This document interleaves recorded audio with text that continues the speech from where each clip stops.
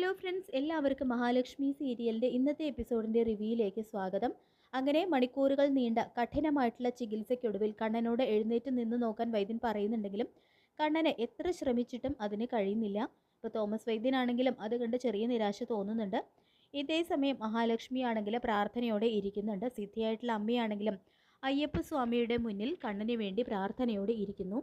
ആ മോൻ്റെ പിറന്നാൾ ദിവസമാണ് ആ മോന് അവൻ്റെ അച്ഛനെ നഷ്ടപ്പെട്ടതും ആ കുട്ടിയുടെ കാലിന് സ്വാധീനം ഇല്ലാതായതും.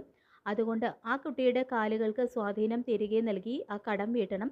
ആ കുട്ടി മല ചവിട്ടി വന്ന് അങ്ങയെ ദർശിക്കുന്നത് കാണാനുള്ള ആഗ്രഹം അങ്ങേക്കുമില്ലേ എന്നെല്ലാം അയ്യപ്പ സ്വാമിയോടായിട്ട് സിദ്ധിയായിട്ടുള്ള അമ്മ ചോദിക്കുന്നുണ്ട്.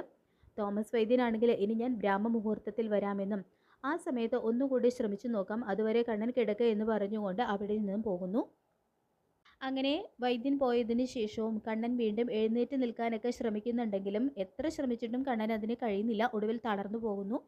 ഇതേ സമയം ഒന്ന് മയക്കത്തിലായിരുന്ന മഹിയാണെങ്കിൽ പെട്ടെന്ന് തന്നെ ഞെട്ടിയുണരുകയും കണ്ണേട്ടൻ ഇപ്പോൾ നടന്നു തുടങ്ങി കാണും എന്ന് പറഞ്ഞുകൊണ്ട് ട്രീറ്റ്മെൻറ്റ് മുറിയിലേക്ക് പോകാനായിട്ട് കതക് തുറന്ന് പുറത്തിറങ്ങുന്നതും പ്രതാപൻ പറഞ്ഞു വിട്ട ഗുണ്ടകൾ മഹിയെ ബോധം കെടുത്തി അവിടെ നിന്നും കൊണ്ടുപോകുന്നുണ്ട്. തോമസ് വൈദ്യനാണെങ്കിലും ദൈവത്തിൻ്റെ മുന്നിൽ പ്രാർത്ഥനയോടെ ഇരിക്കുകയാണ്. സിദ്ധിയായിട്ടുള്ള അമ്മയും കണ്ണന് വേണ്ടിയിട്ട് പ്രാർത്ഥനയിൽ തന്നെയാണ്. ഇതേ സമയം അങ്ങനെ എല്ലാവരുടെയും പ്രാർത്ഥന എന്ന് പറയട്ടെ, കണ്ണൻ്റെ കണ്ണൻ്റെ കാര്യത്തിൽ ആ ഒരു അത്ഭുതം സംഭവിക്കുന്നുണ്ട്. അതായത് ഒരുപാട് പരിശ്രമങ്ങൾക്കൊടുവിൽ കണ്ണനെ എഴുന്നേറ്റ് നിൽക്കാൻ കഴിയുന്നുണ്ട്. അങ്ങനെ എഴുന്നേറ്റ് നിൽക്കാൻ കഴിയുന്നതും കണ്ണൻ ആദ്യം വിളിക്കുന്നത് നമ്മുടെ മഹാലക്ഷ്മിയെ തന്നെയാണ് കേട്ടോ. കാരണം മഹാലക്ഷ്മിക്ക് എന്തോ സംഭവിച്ചിട്ടുണ്ട് എന്നുള്ളൊരു തോന്നൽ കണ്ണൻ്റെ ഒരു ഉപബോധ മനസ്സിലുണ്ടാവുന്നുണ്ട്. അത് തന്നെയാണ് കണ്ണന് ഇത്ര വേഗത്തിൽ എഴുന്നേറ്റ് നിൽക്കാൻ കഴിയുന്നതും. അങ്ങനെ എത്രയും പെട്ടെന്ന് മഹാലക്ഷ്മിയുടെ അടുത്ത് എത്തണം എന്നുള്ള ഒരു കാര്യം കണ്ണൻ്റെ മനസ്സ് കൊതിക്കുകയാണ്.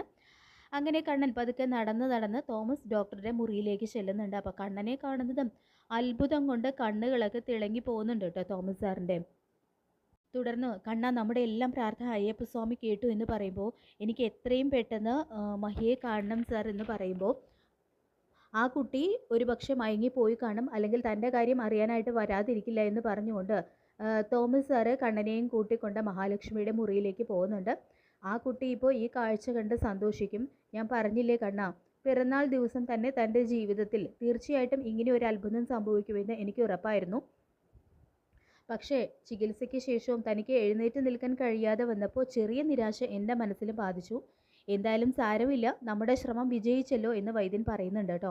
അങ്ങനെ അവർ മുറിയിലേക്ക് ചെല്ലുന്നതും മഹിയെ അവിടെ കാണുന്നില്ല. അപ്പോൾ മഹിയെ കാണാത്തത് കൊണ്ട് തന്നെ കണ്ണൻ വല്ലാതെ പരിഭ്രമിക്കുന്നുണ്ട്. അയാൾക്ക് എന്തെങ്കിലും അയാളെ ആരെങ്കിലും അപായപ്പെടുത്തിയിട്ടുണ്ടാവോ എന്ന് കണ്ണൻ ചോദിക്കുമ്പോൾ താൻ വിഷമിക്കാതിരിക്കുക, ആ കുട്ടിക്ക് ഒന്നും സംഭവിക്കില്ല, നമുക്ക് എന്തായാലും ഇവിടുത്തെ CCTV ക്യാമറ ഒന്ന് പരിശോധിക്കാം എന്ന് പറഞ്ഞുകൊണ്ട് കണ്ണനും തോമസ് വൈദ്യരും കൂടിയിട്ട് CCTV ക്യാമറകളൊക്കെ ചെക്ക് ചെയ്യുന്നുണ്ട്. അതിൽ നിന്ന് തന്നെ ചില വാടക കൊലയാളികൾ മഹാലക്ഷ്മിയെ ബോധം കെടുത്തി കൊണ്ടുപോകുന്നത് അവർ കാണുന്നുണ്ട് കേട്ടോ.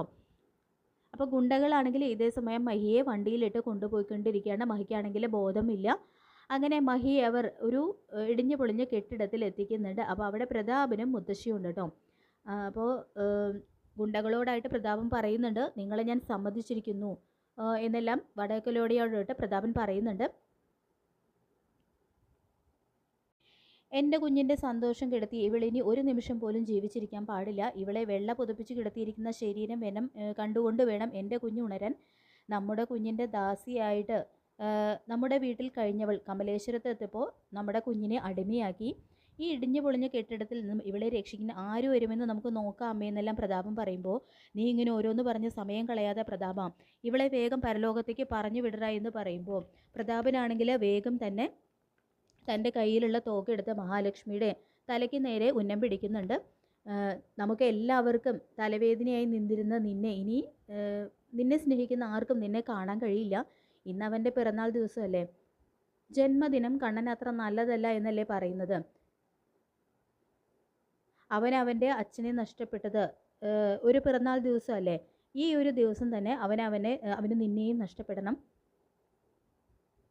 തുടർന്ന് പ്രതാപൻ മുത്തശ്ശിയോടായിട്ട് പറയുന്നുണ്ട്, അമ്മ ചോദിക്കാറില്ലേ ഞാൻ ഇവളുടെയും മോഹിനിയുടെ മുന്നിൽ എന്തുകൊണ്ടാണ് പേടിച്ചു നിൽക്കുന്നത്? അതിൻ്റെ കാരണം ഞാൻ ഇപ്പോൾ അമ്മയോട് പറയാം.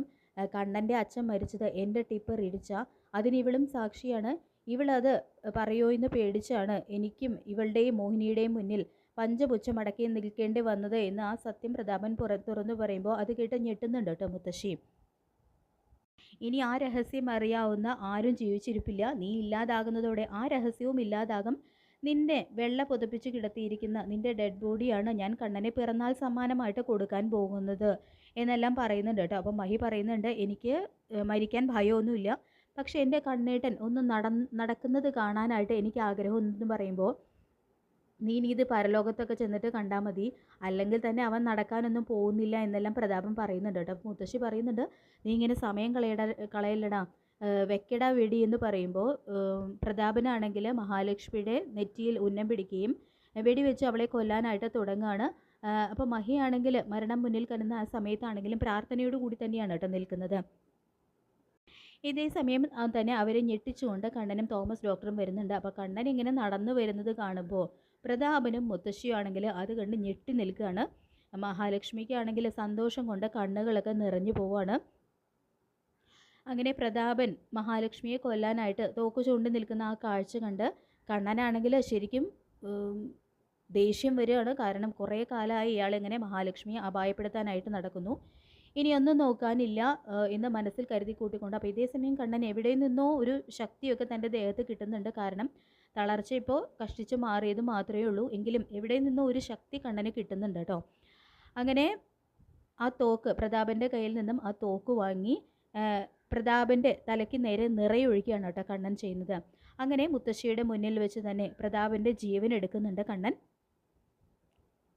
അങ്ങനെ ഒരു തൃക്കാർത്തിക ദിവസം, കണ്ണൻ്റെ പിറന്നാൾ ദിവസമാണ്, പ്രതാപൻ ടിപ്പർ ലോറി ഇടിപ്പിച്ച് കണ്ണൻ്റെ അച്ഛനെയും കണ്ണൻ്റെ കാലുകൾക്ക് സ്വാധീനവും ഇല്ലാതാക്കിയത്. അപ്പോൾ ഇത്തവണ ആ സത്യം അറിയാതെയാണെങ്കിലും കണ്ണൻ തന്നെ പ്രതാപൻ്റെ ജീവൻ എടുക്കുകയാണ്. ജീവൻ എടുക്കാനായിട്ടുള്ള ഒരു നിമിത്തമാവുന്നുണ്ട്. അങ്ങനെ അയ്യപ്പസ്വാമി തന്നെ കണ്ണനെ കൊണ്ട് ആ കടം ഇപ്പോൾ വീട്ടാനുള്ള ഒരു സാഹചര്യമാണ് ഇവിടെ ഉണ്ടാക്കിയിരിക്കുന്നത്. അങ്ങനെ പ്രതാപൻ എന്ന അധ്യായത്തിന് അന്ത്യം കുറിച്ചിരിക്കുകയാണ് കേട്ടോ കണ്ണൻ ചെയ്യുന്നത്. പക്ഷേ കണ്ണന് പ്രതാപനെ കൊന്ന കുറ്റത്തിന് ജയിലിലേക്ക് പോകേണ്ടി വരുന്നുണ്ട്. അങ്ങനെ കണ്ണൻ്റെയും മഹാലക്ഷ്മിയുടെയും ജീവിതത്തിൽ പുതിയൊരു അധ്യായത്തിനാണ് കേട്ടോ തുടക്കമിടുന്നത്. അപ്പോൾ നമുക്ക് കാത്തിരിക്കാം മഹാലക്ഷ്മി സീരിയലിൻ്റെ ലേറ്റസ്റ്റ് എപ്പിസോഡിനായിട്ട്. ഈ റിവ്യൂ ഇഷ്ടപ്പെട്ടെങ്കിൽ ലൈക്ക് ചെയ്യുക, ചാനൽ കൂടി ഒന്ന് സബ്സ്ക്രൈബ് ചെയ്യുക. താങ്ക്